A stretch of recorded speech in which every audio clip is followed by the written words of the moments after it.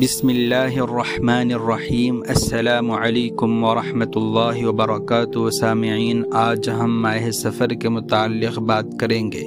اللہ تعالیٰ نے سال کے 12 مہینے بنایا اور ان میں سے کوئی بھی منحوس نہیں بنایا، مگر افسوس کچھ لوگ سفر کے مہینے کو منحوس سمجھتے ہیں، کہتے ہیں اس مہینے میں شادی نہ کرو، نیا کاروبار نہ کرو، سفر نہ کرو، حتیٰ کہ کچھ لوگ الو کو بھی منحوس مانتے ہیں۔ لیکن کیا اسلام نے ہمیں یہ سب سکھایا ہے؟ بالکل نہیں۔ قرآن کہتا ہے قَالُوا طَائِرُكُمْ مَعَكُمْ، تمہاری نحوست تمہارے اپنے ساتھ ہے، یعنی نحوست دن یا مہینے میں نہیں بلکہ ہمارے گناہوں اور کمزور ایمان میں ہوتی ہے۔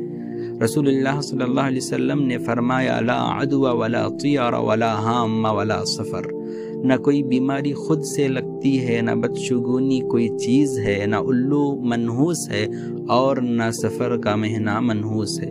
غلط باتیں جن سے ہمیں بچنا ضروری ہے۔ سفر میں شادی نہیں کرنی چاہیے، یہ مہینہ آفات کا ہے۔